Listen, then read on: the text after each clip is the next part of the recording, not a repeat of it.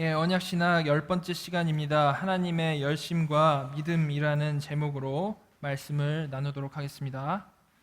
창세기 15장 1절부터 6절인데요. 같이 한 목소리로 봉독하도록 하겠습니다. 이후에 여호와의 말씀이 환상 중에 아브람에게 임하여 이르시되 아브람아 두려워 말라. 나는 내 방패요 너희 지극히 큰 상급이니라. 아브람이 이르되 주 여호와여 무엇을 내게 주시려 하나이까. 나는 자식이 없사오니 나의 상속자는 이 다메섹 사람 엘리에셀이니이다. 아브람이 또 이르되 주께서 내게 씨를 주지 아니하셨으니 내 집에서 길린 자가 내 상속자가 될 것이니이다. 여호와의 말씀이 그에게 임하여 이르시되 그 사람이 내 상속자가 아니라 내 몸에서 날 자가 내 상속자가 되리라 하시고 그를 이끌고 밖으로 나가 이르시되 하늘을 우러러 뭇 별을 셀 수 있나 보라. 또 그에게 이르시되 내 자손이 이와 같으리라. 아브람이 여호와를 믿으니 여호와께서 이를 그의 의로 여기시고. 아멘. 우리는 지난 시간에요 하란에 머물러 있었던 아브람에게 나타나셔서 말씀하셨던 그 하나님께서 아버지의 집을 떠나서 보여줄 땅으로 가라라고 명령하셨던 그 사건을 보았습니다. 그 당시에 하란은 아브라함이 살던 문명권의 끝자락이라고 했고요. 아버지 집도 자신이 의존할 수 있는 가장 기본적인 장소라고 했습니다. 즉 하란과 아버지 집을 떠나는 순간에 더 이상 아브라함에게는 안전이 보장이 되지 않는 것이죠. 그런데 하나님께서는 단호하게 거기를 떠나라고 명령을 하신 것입니다. 그리고 이어서 하나님께서는 아브라함에게 하나님께서 가지신 아브라함을 향한 그러한 계획을 말씀해 주셨습니다. 그것은 너가 큰 민족을 이룰 것이고 너의 이름이 창대하게 될 것이고 너가 복이 될 것이다 라는 그러한 말씀을 해주셨습니다. 아브라함의 지금 상황으로 봐서는 이것은 전혀 기대할 수 없는 그러한 계획이었지만요, 하나님께서는 일방적으로 약속을 하신 것입니다. 그리고 이 말씀을 들은 이 아브라함은요, 순종해서 그의 자리를 떠났고 결국 가나안에 들어갔다라고 말씀하고 있습니다.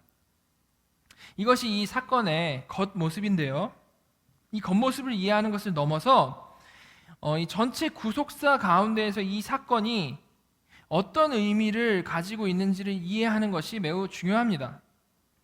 그래서 우리가 살펴봤던 것은 하나님께서 태초에 사람에게 하신 명령, 생육하고 번성하여 땅에 충만하라 라는 그러한 명령이 어떻게 바뀌게 되었는지에 대해서 살펴봤었습니다.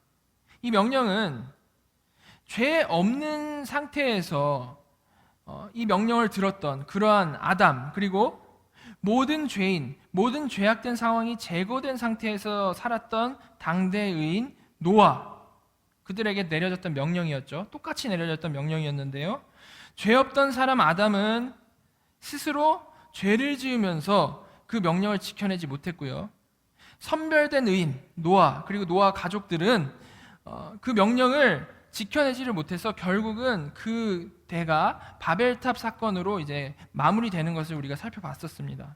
이렇게 하나님께서는 성경을 통해서 큰 그림으로 말씀하십니다. 그것이 무엇입니까? 그것은 사람은 어떠한 최적의 상태에서, 어떠한 최적의 그러한 상황 속에서도 절대 하나님의 명령을 스스로 지켜내지 못하는 자들이라는 것입니다. 사람으로서는 할 수 없다라는 것이죠. 그리고 그렇게 크게 두 번 보여주시고 나서요, 이번에는 최적의 조건과는 상관이 없는 사람, 우상 만드는 집안의 사람 아브람을 택하십니다. 태초에 나타난 인류의 첫사람 아담과 당대 의인 노아랑 이 아브람을 한번 비교해 보십시오. 얼마나 초라합니까? 그런데 그런 아브람을 하나님께서는 택하신 것입니다. 그리고 약속하신 것이 내가 너로 생육하고 번성하고 땅에 충만하게 하겠다라는 것이죠. 내가 너로. 아담과 노아에게는 너희가 생육하고 번성하고 땅에 충만하라라고 하셨는데, 명령을 하셨는데, 지금 아브람에게는 하나님께서 내가 너를 생육하고 번성하고 땅에 충만하게 하겠다라고 약속을 하셨다라는 것입니다. 창세전 구속 언약이 지금 이 아브람에게 은혜 언약으로 아주 구체적으로 작동하기 시작한 것입니다. 이것이 아브라함의 이야기가 큰 구속사 속에서 차지하고 있는 그러한 자리인 것입니다. 자, 오늘은 이 자리에 놓여 있는 아브라함의 이야기에서 특별히 믿음이라는 주제로 말씀을 좀 살펴보도록 하겠습니다. 아브라함은 잘 아시다시피 믿음의 조상이었는데요. 하나님께서 은혜의 언약 안에서 아브라함을 어떻게 인도를 하셔서 믿음의 조상으로 삼으셨는지 그 시작을 오늘 좀 살펴보도록 하겠습니다. 히브리서 11장 8절인데요. 같이 지난 시간에도 읽었는데 같이 한 목소리로 읽어보도록 하겠습니다. 믿음으로 아브라함은 부르심을 받았을 때에 순종하여 장래의 유업으로 받을 땅에 나아갈새 갈 바를 알지 못하고 나아갔으며. 지난번에 살펴본 대로 하란에서 하나님을 다시 만난 아브라함은 하나님의 명령대로 하란을 떠났는데요. 지금 읽으신 히브리서에서는 아브라함이 믿음으로 갈 바를 알지 못하고 나아갔다라고 말을 하고 있습니다. 믿음의 첫걸음을 걸은 것을 지금 말을 하고 있는 것이죠. 믿음의 조상 아브라함이 믿음의 행보를 시작한 너무나도 귀한 장면인 것입니다. 그런데요, 우리가 이 장면에서 기억해야 할 것이 있습니다. 그것은 우리가 아브라함을 마음속으로부터 띄울 준비를 하고 성경을 읽으면 안 된다라는 것입니다. 우리는 성경을 볼 때요, 성경 인물을 어떤 대단한 슈퍼히어로 보듯이 보려는 마음가짐이 기본적으로 있습니다. 일단 본받아야 할 대단한 인물로 머릿속에 상정을 한 다음에 성경을 보기 시작한다라는 거죠. 그러나 그렇게 읽으면요, 우리가 사실 놓치는 부분이 되게 많습니다. 우리는 성경을 읽을 때요, 지금 우리가 읽고 있는 이 인물들도 역사상 실제했고 우리와 성정이 같은 사람이라는 인식을 가지고 이 성경을 읽어야 되는 것입니다. 그래야 우리가 이해도가 높아지는 것이죠. 다시 지난 시간에 살펴봤던 이 12장을 좀 생각을 해보면요, 아브라함은 분명히 지금 히브리서에서 읽은 대로 믿음으로 하란과 아버지의 집을 떠났습니다. 히브리서에서 분명히 말하고 있죠. 이것은 하나님에 대한 순종이었고요, 대단히 잘한 일이었습니다. 그런데요, 지금 아브라함은 어떤 상태의 사람입니까? 지금 이 명령을 듣고 떠났을 때 이 아브라함은 어떤 상태의 사람입니까? 성경 공부 몇 년 한 사람입니까? 아니면 이제 떠나니까 오랫동안 이제 선교 훈련을 받은 그런 사람입니까? 아니죠. 하나님께 직접 음성을 아브라함이 듣기는 했지만 성경에 나온 대로 하면 우르에서 한 번, 하란에서 한 번, 이렇게 두 번 하나님께서 하신 말씀을 들은 것뿐이 없습니다. 물론 지난 시간에 이 스데반 설교에서 확인한 대로요, 이 말씀을 들을 때 아브라함은 하나님의 영광을 받기 때문에 그런 믿음의 첫걸음을 뗄 수 있었던 것이죠. 아주 강렬하게 하나님의 영광을 본 것이죠. 그러나 그렇게 행동한 아브라함이 가진 이 하나님에 대한 지식은 과연 뭐가 있었을까요? 별게 없었겠죠. 그에게는 구약도 없었고요, 신약도 당연히 없었고요, 오로지 영광의 하나님을 만났던 강렬한 그러한 경험밖에 없었습니다. 우리처럼 이렇게 막 엄청난 인포메이션을 가지고 있지를 않았다는 거죠. 그러니까 아브라함이 믿음으로 하란과 아버지의 집을 떠나고 그 후에 제단을 쌓으면서 살기는 했어도 지금 이 아브라함의 상태는 아직 성숙한 믿음을 가진 자가 아니라는 것입니다. 아직 아브라함에게 하나님은 더도 덜도 없이 강렬한 영광의 하나님일 뿐인 것이죠. 우리가 하나님을 믿을 때 생각해 보면요, 이런 경우가 많지 않습니까? 일단 하나님께서 어느 날 우리의 마음을 바꿔버리십니다. 예전엔 그렇지 않았는데 어느 날 하나님이 나의 마음을 확 바꿔버리시죠. 물론 성경을 달달 외우고 교리를 빠삭하게 알고 그러다가 하나님을 제대로 만난 사람들도 분명히 있지만 대부분의 많은 사람들은 어느 날 하나님께서 찾아오셨고 나의 마음을 확 바꿔버리셨다, 이런 간증이 많이 있죠. 아브라함도 지금 이런 우리들과 똑같은 모습으로 하나님을 만난 겁니다. 영광의 하나님께서는 먼저 아브라함에게 믿음을 주셨고 그 믿음을 가진 아브라함은 그 인생 동안 하나님께서 준비하신 코스를 따라서 하나님을 알아가고 하나님과 사랑의 관계 안으로 점점 깊숙이 들어가게 되는 것이죠. 그러니까 아브라함이 맨 처음부터 엄청난 믿음의 조상이 아니었다라는 겁니다. 그래서 아브라함이 가나안에 정착한 후의 이야기가 뭐라고 나옵니까? 그러니까 12장에 우리가 하나님께서 떠나라고 해서 떠난 거, 가나안에 정착한 거를 봤는데요. 그 후의 이야기가 뭐죠? 멋진 막 믿음의 조상다운 이야기가 나오는 것이 아니고 기근이 드니까 가나안 갔다가 애굽으로 내려간 얘기. 그리고 애굽에 내려가서 뭐 했습니까? 자기 와이프를 누이라고 속인 얘기. 예. 매우 믿음이 없어 보이는 이야기들이 이렇게 가감없이 나오는 것입니다.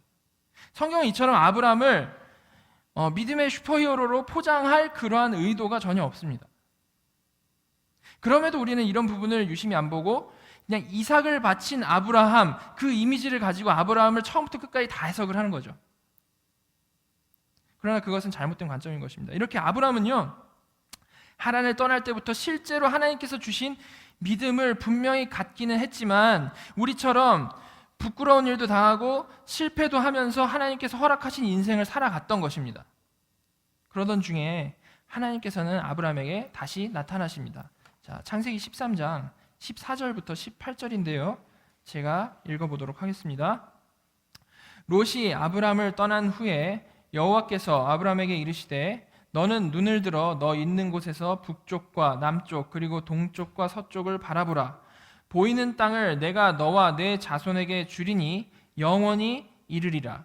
내가 내 자손이 땅의 티끌 같게 하리니 사람이 땅의 티끌을 능히 셀 수 있을진데 내 자손도 세리라.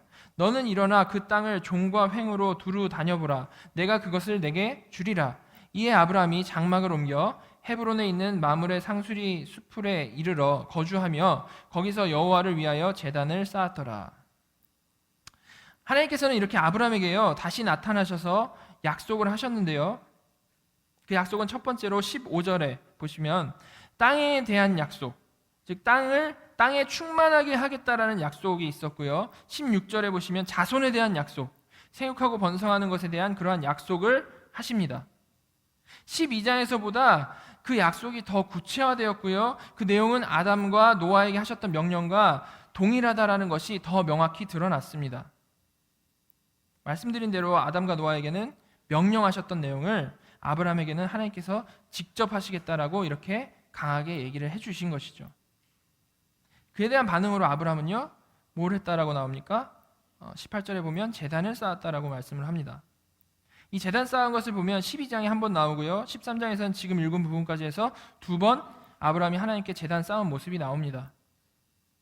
그러니까 아직 부족하지만 하란을 떠나기 전과는 다르게 제단을 쌓음으로 믿음이 이끄는 삶을 살고 있었다라는 것을 또한 엿볼 수 있는 장면인 것입니다.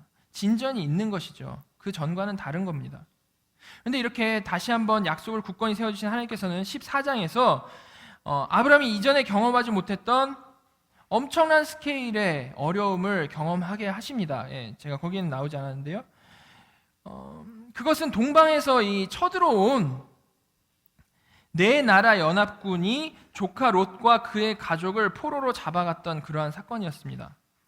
나중에 우리가 창세기 볼 때 더 자세히 보겠지만요, 이 네 나라 연합군은요 아주 매우 강성한 군대였습니다. 게다가 이미 여러 지역과 또한 5나라를 쳐부수고 지금 이렇게 돌아가는, 승리해서 돌아가는, 사기가 하늘을 찌르는 그러한 군대였다라는 것이죠. 그런데 거기 롯과 그의 가족들이 붙잡혀 간 것입니다. 이것은 그때까지 아브라함 일생에서요 최대의 고비였습니다. 아주 큰 일이죠. 우르에서부터 데리고 나왔던 조카죠. 그리고 하란에서 또 같이 떠났던 조카를 어떻게 구하긴 구해야 되는데 사기 충만한 네 나라 연합군이 그들을 끌고 갔으니까 어떻게 하겠습니까? 인간적으로 생각해 보면 답이 없는 거죠. 그래서 아브라함이 한 행동은 이렇습니다. 14장 14절부터 16절까지 제가 읽겠습니다.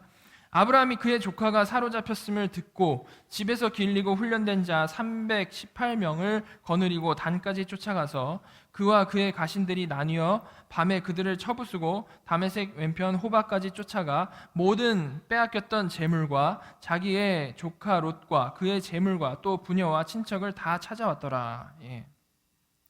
그러니까 아브라함은요 지금 그냥 무작정 집에 있는 하인들 데리고 쫓아간 겁니다. 아브라함은 군인이 아니었죠. 그러니까 14절에서 집에서 길리고 훈련된 자라고 나와 있지만요, 뭐 일반 가정에서 막 군사 훈련을 체계적으로 받았을까요? 그거 아니겠죠. 물론 개 중에는 뭐 무술을 연마해서 잘하는 사람들도 있었겠죠. 그렇지만 대부분은 집안일에 그냥 훈련된 그러한 자들이었을 것입니다. 무기도 뭐 별거 없었겠죠. 그런데 그럼에도 불구하고 조카가 잡혀있다는 소리 듣고 몽둥이 들고 호미 들고 곡괭이 들고 쫓아간 겁니다. 그런데 15절 보면요, 밤에 그들을 쳐부쉈다라고 나오죠. 밤에 그들을 쳐부쉈다. 이 말은 숫자가 이제 터무니없이 모자라잖아요. 300명 가지고 뭘 하겠습니까? 스파르타도 아니고. 300명을 가지고 이제 쫓아갔는데 숫자가 터무니없이 모자라니까 머리를 써서 이제 기습 공격을 해서 밤에 조카와 그의 가족들을 빼내 왔다라는 말로 이제 해석을 할 수가 있는 겁니다. 그런데 사실 아무리 기습 공격이어도 이게 네 나라 연합군에게 그렇게 한다라는 건 잘 말이 안 되죠. 이것이 분명히 아브라함을 지키시는 하나님께서 함께 하셨다라는 증거인 것입니다. 이런 엄청난 일을 겪은 후에 아브라함은 그 후에 이제 14장 보시면요, 제사장 멜기세덱을 만나고 멜기세덱은 아브라함에게 복을 빌어줍니다. 그리고 이어서 오늘 본문 15장이 나오는 겁니다. 자, 이때 아브라함이 무슨 생각이 들었을까요? 동방에서 쳐들어온 네 나라의 연합군에게 기습작전을 펼쳐서 이겼고 승리했고 조카와 가족들을 구했고 또한 멜기세덱 만나서 복도 받았으니까 막 자신감이 충만해서 너무 기뻤을까요? 아니겠죠. 기습작전은 어떻게 해서 그냥 승리하고 또 조카는 구해왔을지 모르겠지만 집에 돌아와서 생각을 해보니까 걱정이 되는 겁니다. 그들이 전열을 가다듬고 다시 복수할 생각을 한다면 아브라함은 어떻게 되는 겁니까? 사람 앞에 밟히는 개미처럼 그냥 맥없이 죽을 수밖에 없죠. 아브라함이 두려워할 수밖에 없는 겁니다. 근데 아브라함이 이렇게 두려워하고 있을 때에 하나님께서는 다시 아브라함에게 나타나신 것이죠. 오늘 본문 15장 1절입니다. 자, 읽겠습니다. 이후에 여호와의 말씀이 환상 중에 아브라함에게 임하여 이르시되 아브라함아 두려워하지 말라. 나는 내 방패요 너의 지극히 큰 상급이니라. 여기서 시작하는 말인 이후에라고 되어 있는데요. 이것은 풀어서 말씀을 드리면 그 사건들 이후에라는 말입니다. 그 사건들 이후에. 그러니까 이 지금 네 나라 연합군으로부터 롯을 구해오고 멜기세덱을 만난 그 큰 일을 겪은 이후에라는 얘기죠. 그 이후에 아브라함의 심정이 어땠을까 생각을 해봤죠. 우리가 어땠다고 그랬습니까? 연합군에게 보복당할까봐 두려워 떨고 있는 그러한 아브라함의 모습인 것입니다. 바로 그 순간에 여호와의 말씀이 환상 중에 아브라함에게 임했다라는 것이죠. 몸도 매우 고단하고 두려워하고 떨고 있던 그러한 순간에 요새 말로 하면 멘붕인 그러한 순간에 하나님께서 오신 것입니다. 그리고 말씀하십니다. 아브라함아 두려워하지 말라. 내가 너의 방패고 내가 너에게 지극히 큰 상급이다. 자, 이것을 우리가 신앙의 위인 아브라함 이야기로만 보지 말고요.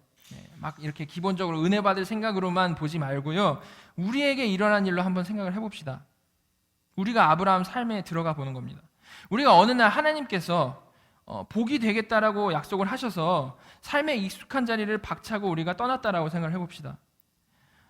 뭐 힘든 일이 있어도 감당할 만한 힘든 상황에서는요, 그래도 하나님께서 약속한 대로 우리에게 복을 주시겠지라는 생각을 가지고 우리가 살아가면서 재단을 쌓으면서 살아갈 수 있을 것입니다. 그렇겠죠? 그런데 지금 이것처럼 엄청나게 큰 일을 겪고 나서 죽을지도 모르는 상황에서 두려워하고 있을 때, 그러니까 즉 스트레스 수치가 엄청나게 하늘을 찌를 때에 하나님께서 지금까지 나타나셔서 지금 말씀하셨던 것처럼 어떻게 보면 좀 현실적이지 않아 보이고 손에 잡히지 않는 약속을 하나님께서 나타나셔서 또 하신 것입니다. 여기서 우리말로는요, 나는 내 방패요 너의 지극히 큰 상급이다 라고 되어 있는데요, 옆에 ESV 성경을 보시면 나는 너의 방패이고 너의 상급은 매우 클 것이다 라고 되어 있습니다. 다르게 되어 있는 것이 보이죠? 너의 상급은 매우 클 것이다. 원어 보면요, 이게 둘 다 가능한 해석입니다. 그런데 저는 이 이어진 문맥을 봤을 때 영어 성경이 더 맞다라고 생각이 됩니다. 하나님께서 나는 너의 방패이다 라고 하신 것은 물론 아주 구체적이지는 않을지는 몰라도 지금 아브라함 상황에 맞는 말씀이면은 틀림이 없습니다. 두려워 떨고 있는 아브라함에게 하나님께서 친히 방패가 되어서 너를 지켜주겠다라고 말씀을 하신 것이죠. 너무나도 감사한 약속이 맞습니다. 이 말씀까지는 근데 정말 좋았습니다. 그런데 이어서 하나님께서는 뭐라고 하시냐면 너의 상급은 매우 클 것이다. 그렇게 말씀하십니다. 이 말씀을 들은 아브라함의 마음이 어땠을까요? 이 말씀은 지금 아브라함의 이 상태에서는 어떻게 보면 좀 받아들이기 힘든, 어떻게 생각하면 화날 수도 있는 그런 말씀입니다. 하나님께서 하란에서 불러내실 때에 아브라함에게 복이 되게 하겠다라고 말씀을 하셨고요. 그리고 그 다음에 아까 우리가 봤었던 13장에 자손을 땅에 티끌같이 해주겠다라고 말씀을 하셨습니다. 다 좋고 감사한 말씀이면 틀림이 없는데요. 현실은 지금까지 별로 달라진 것이 하나도 없기 때문에 그렇습니다. 이에 대해서 아브라함은요, 평시라면, 그냥 일반적인 평시라면 아멘 하고 또 제단을 쌓았겠죠. 착한 아브라함이니까요. 근데 지금 스트레스 수치가 하늘을 찌르고 있을 때 이때는 참지 못하고 그의 속마음을 다 털어놓는 겁니다.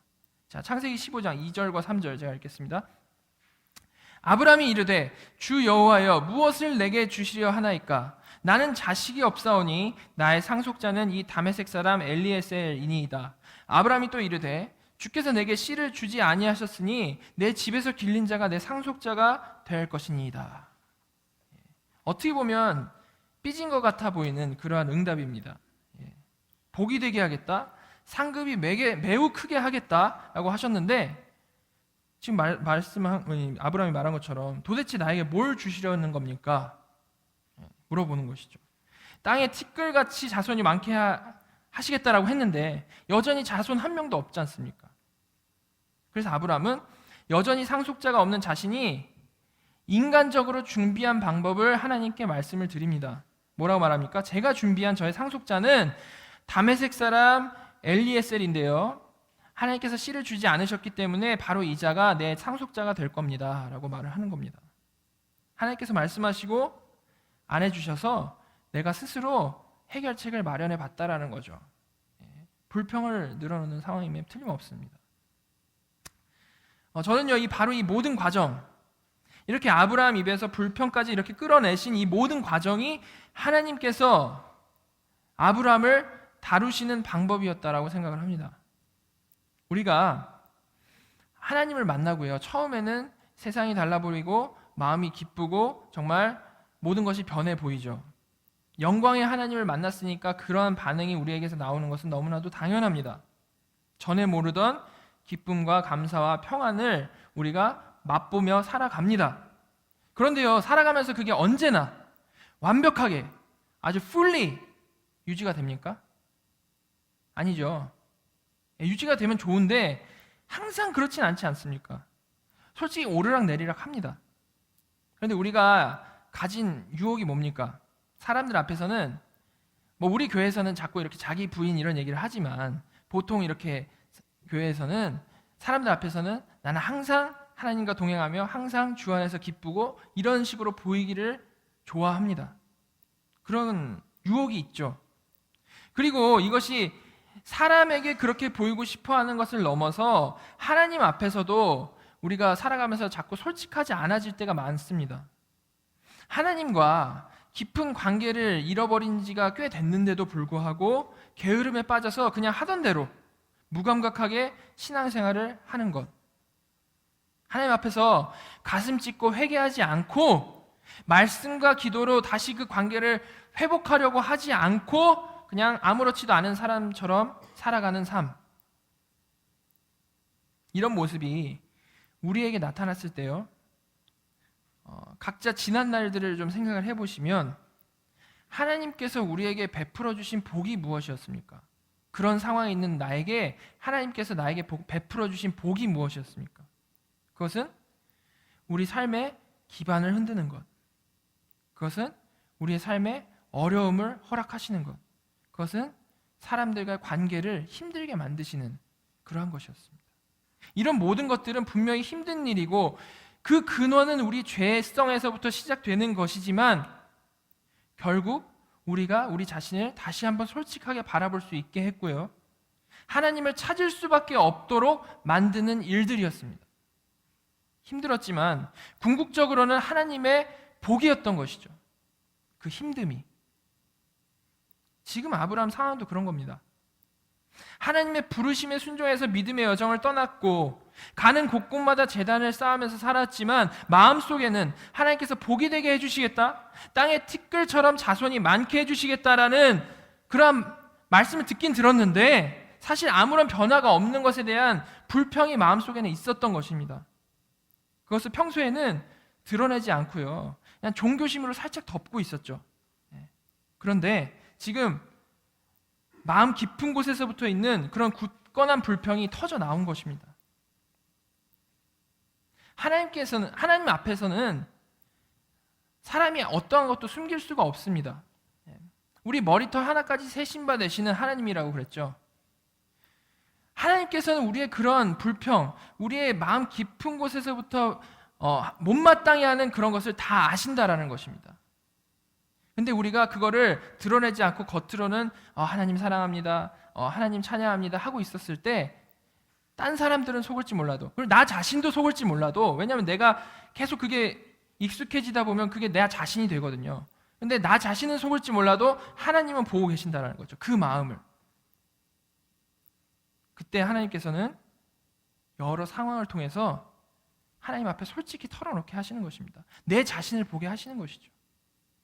우리를 다루시는 하나님의 모습과 너무나도 일치하는 그러한 모습인 것입니다. 그리고 하나님께서 아브라함에게 무엇을 하십니까? 그렇게 불평을 털어놓은 아브라함에게 무엇을 하십니까? 불평했다고 아브라함을 죽이십니까? 아니죠. 자, 창세기 15장 4절과 5절 제가 읽겠습니다. 여호와의 말씀이 그에게 임하여 이르시되 그 사람이 내 상속자가 아니라 내 몸에서 날 자가 내 상속자가 되리라 하시고 그를 이끌고 밖으로 나가 이르시되 하늘을 우러러 무뼈를 셀 수 있나 보라. 또 그에게 이르시되 내 자손이 이와 같으리라. 하나님께서 아브라함에게 하나하나 차근차근 설명해 주시는 겁니다. 너가 너의 힘으로 준비한 자가 상속자가 될 것이 아니고 내 몸에서 날 자가 상속자가 될 것이다 라고 이제 정확히 설명을 해 주시는 거죠. 내가 너를 통해서 이루시겠다라는 것을 분명히 말을 해 주시는 겁니다. 그리고 전에는 자손이 많다라는 것을 어디다 비유하셨습니까? 땅에 티끌처럼 많게 해주시겠다라고 말씀을 하셨는데요, 이번에는 조금 바꿔서 하늘의 별처럼 많게 해주시겠다라고 하시는 것입니다. 이렇게 바꾸신 것에도 잘 생각해 보면 하느님의 세심한 배려가 있죠. 왜 그렇습니까? 이제는요, 아브라함이요, 낮에 오만 곳을 다 보면 티끌이 많이 있는데 그걸 볼 때마다 하나님의 약속이 생각날 거고요, 밤에 잘라고 누웠는데 지금은 우리 불이 많이 켜져 있고 하니까 별이 잘 안 보이지만 그때는 별밖에 안 보이는 고대지 않습니까? 별을 보면서 또 하나님의 약속만 생각나는 겁니다. 24시간 하나님의 약속이 계속 생각나는 겁니다. 하나님께서 완전히 그렇게 말씀을 해주신 것이죠.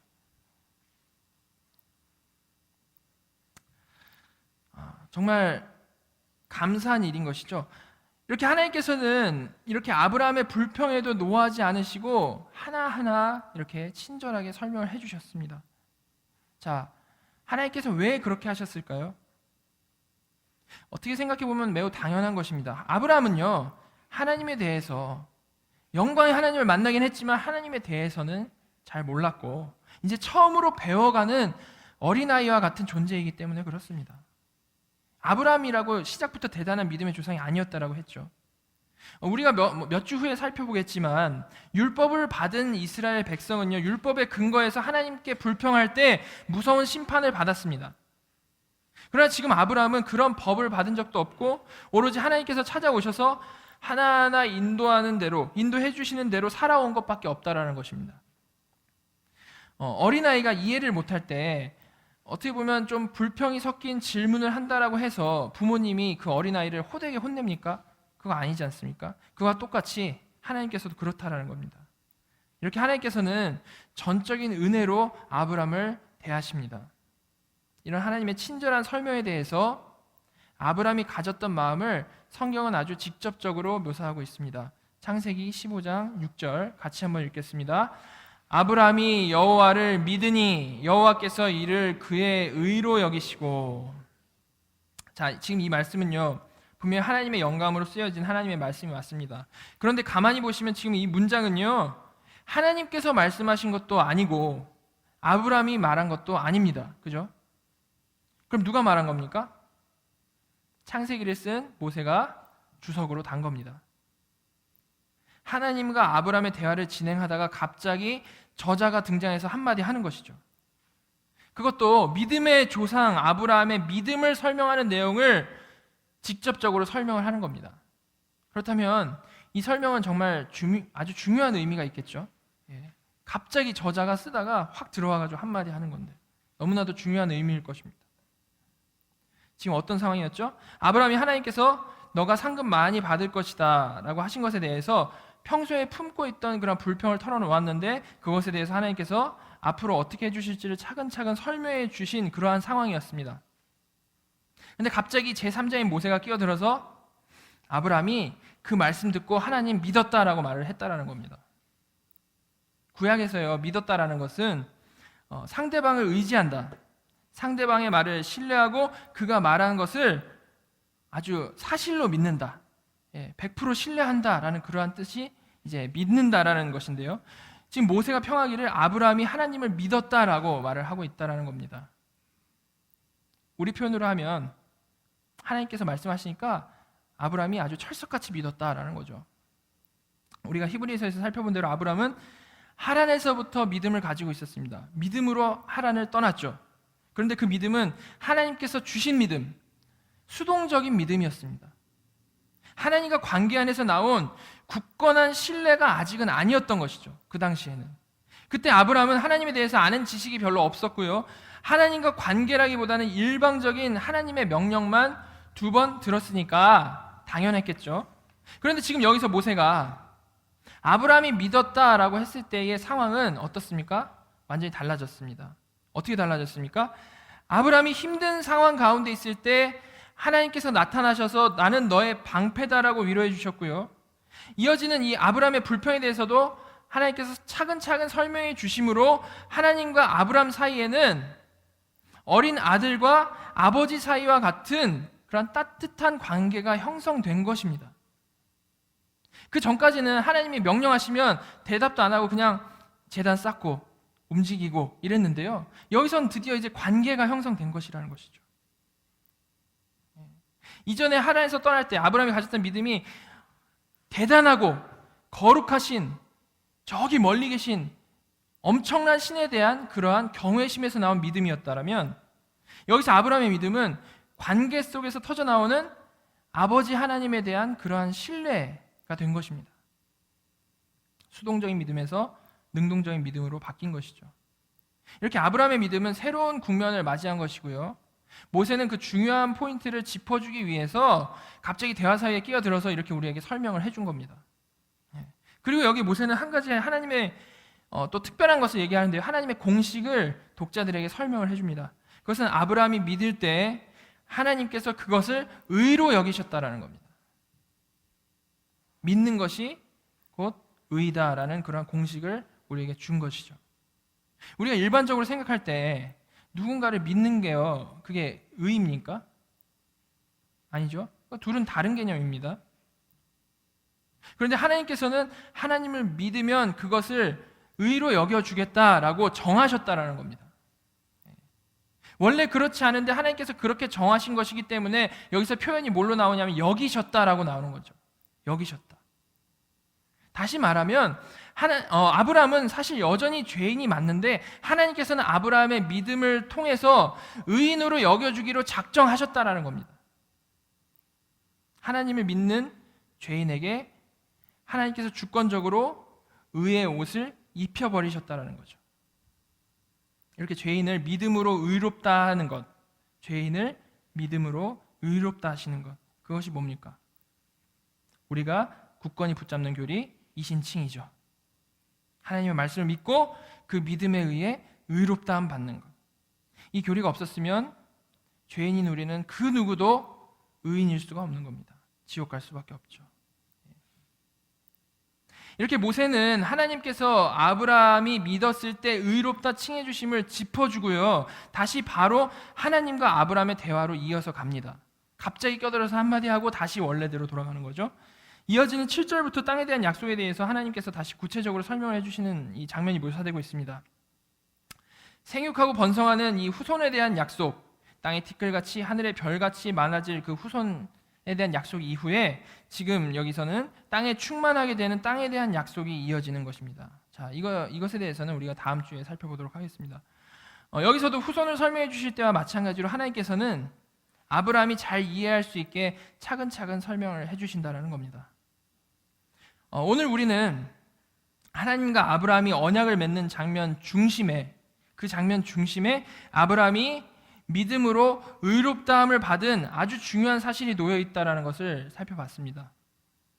아브라함 이전에 하나님께서 아담과 노아에게 생육하고 번성하여 땅에 충만하라라고 명령을 하실 때는요, 그들의 믿음이 언급되지 않았습니다. 그저 사람으로서 가능한 지금 최고의 환경이 그들에게 주어졌었다라는 것만을 우리는 알고 있는 것이죠. 아담에게 허락된 최고의 환경이 뭐였습니까? 아담은 죄짓지 않은 사람이었다라는 거죠. 이것보다 최고의 환경이 없겠죠. 노아에게 주어진 최고의 환경이 뭡니까? 모든 죄악된 환경을 다 없애버리고 모든 죄인들이 다 없어졌다. 이것보다 최고의 환경이 어디 있겠습니까? 그래서 아담은요, 남을 탓할 수 없는 사람이고요, 노아는 환경 탓할 수 없는 사람입니다. 그런데 결국에는 둘 다 실패했다라는 겁니다. 그 후손까지 가서 결국 다 실패했다라는 거죠. 그런데 이들과는 다르게 아브라함은 우상 만들던 자의 아들로서 태어나서 하나님에 대해 전혀 모르는 그냥 전형적인 죄인이었습니다. 일반적인 죄인. 우리처럼. 우리도 맨날 우상을 만들면서 살아가는 죄인인데 그런 전형적인 죄인이었다는 거죠. 그런데 이런 아브라함을 통해서 하나님께서는 하나님의 능력으로 아브라함을 생육하고 번성하여 땅에 충만하게 하시겠다라고 약속을 하셨고요, 그 가운데 아브라함에게 요구되는 것은 오직 하나님을 믿는 믿음뿐이다 라고 말씀을 하신 겁니다. 오직 믿음. 그것이 우리 지금 이 본문에서 분명히 드러나는 것이죠. 아브라함의 종교적인 행동, 아브라함의 착한 일, 아브라함의 능력은 거기에 전혀 덧붙여지지 않는 것이고요, 오직 아브라함이 하나님을 믿는 믿음이 그를 의롭다 칭하게 하는 것이고, 하나님께서 하시는 일, 이 생육하고 번성할 땅에 충만하게 하시는 것에 수혜자가 되게 한다라는 겁니다. 오직 믿음이. 오직 하나님을 믿는 그 믿음. 바로 이것이 은혜 언약 안에 있는 아브라함에게 가장 중요한 포인트인 겁니다. 아브라함이 그렇게 은혜를 받은 것은 오직 믿음으로 그렇게 받은 것이다. 그래서 사도 바울은 로마서에서 이렇게 말합니다. 로마서 4장 2절부터 5절인데요. 같이 한번 한 목소리로 천천히 읽도록 하겠습니다. 만일 아브라함이 행위로서 의롭다 하심을 받았으면 자랑할 것이 있으려니와 하나님 앞에서는 없느니라. 성경이 무엇을 말하느냐? 아브라함이 하나님을 믿음에 그것이 그에게 의로 여겨진 바 되었느니라. 일하는 자에게는 그 삭시 은혜로 여겨지지 아니하고 보수로 여겨지거니와 일을 아니할지라도 경건하지 아니한 자를 의롭다 하시는 이를 믿는 자에게는 그의 믿음을 의로 여기시나니. 아멘. 5절 한 번만 다시 읽겠습니다. 잘 생각하시면서 5절 다시 한 번 읽겠습니다. 이를 아니할지라도 경건하지 아니한 자를 의롭다 하시는 이를 믿는 자에게는 그의 믿음을 의로 여기시나니. 아멘. 정말 이 말씀을 통해서요, 우리가 하나님이 주시는 참 자유함을 깨달았으면 좋겠습니다. 우리가 아무것도 모를 때, 여기 표현대로 좋게 말해서 경건하지 않은 자일 때, 사실적으로 말해서 정말 죄에 찌들어 살 때에 하나님께서는 우리에게 먼저 찾아오셔서 믿음을 주시고 의롭다 칭해 주신 하나님 아버지시라는 겁니다. 그리고 우리의 인생 끝까지 동행하시며 우리를 하나님의 사랑을 아는 자, 그리고 하나님을 사랑하는 자로 만들어내시는 그러한 하나님 아버지시라는 겁니다. 그 하나님의 그 강렬한 열심, 우리는 아무것도 아닌데 하나님께서 열심히 일하셔서 우리를 그렇게 만들어내신다는 거죠. 그 열심 아래서 우리는 참 자유함과 참 기쁨과 참 평안을 누리면서 살 수 있는 것입니다.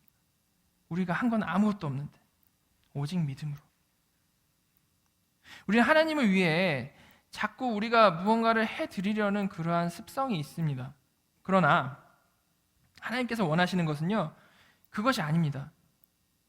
아브라함에게 땅과 하늘을 보여주시면서 하나님께서 해주시겠다라고 하신 그 하나님께서는 우리에게도 동일하게 하나님께서 일하시겠다라고 말씀하시는 겁니다. 우리의 노력으로 무언가를 이뤄내서 자꾸 하나님께 바치려고 하지 마시고요, 하나님을 믿으시기 바랍니다. 하나님을 의지하시기 바라고 전적으로 하나님께 맡기시기 바랍니다. 그때 우리는 우리 인생 가운데 나타나셔서, 아브라함처럼 우리 인생 가운데 나타나셔서 차근차근 설명해 주시면서 인도해 주시는 그 임마누엘 하나님을 발견하게 되는 것입니다. 저와 여러분 모두가 하나님을 믿는 믿음으로 하나님께서 우리를 통해서 이뤄가시는 역사, 히스토리, 히스 스토리를 정말 바라보는 은혜를 경험하기를 간절히 바랍니다. 다 같이 기도하도록 하겠습니다. 하나님 아버지, 주님의 은혜에 감사드립니다. 하나님, 저희가 아브라함의 인생을 보며 그때와 똑같이 우리에게도 찾아오셔서 지금까지 인도해 오신 하나님을 찬양합니다. 우리는 하나님이 보시기에 합당한 일을 한 것도 없고 경건하지도 않은 자들인데 그런 우리에게 믿음을 주시고 또한 의롭다 하여 주신 하나님, 그 하나님의 그 사랑을 찬양합니다. 하나님 아버지, 저희가 그 하나님의 사랑, 그 하나님의 값없이 베풀어 주신 은혜를 더욱 가슴 절절히 깨닫게 인도하여 주시옵소서. 저희에게 그런 복을 내려 주시옵소서. 그래서 이 땅에 살지만 이미 온 하나님 나라를 너무나도 생생히 살아가는 기적과 같은 믿음의 소유자들이 되어질 수 있는 그러한 복을 허락하여 주시옵소서. 저희가 믿고 정말 소망하고 사랑하길 간절히 원합니다. 임마누엘의 하나님, 정말 역사하여 주시옵소서. 살아서 정말 역사하시는 그 하나님을 우리가 생생히 누리면서 살아가는 은혜를 내려 주시옵소서. 지금 이 순간도 살아서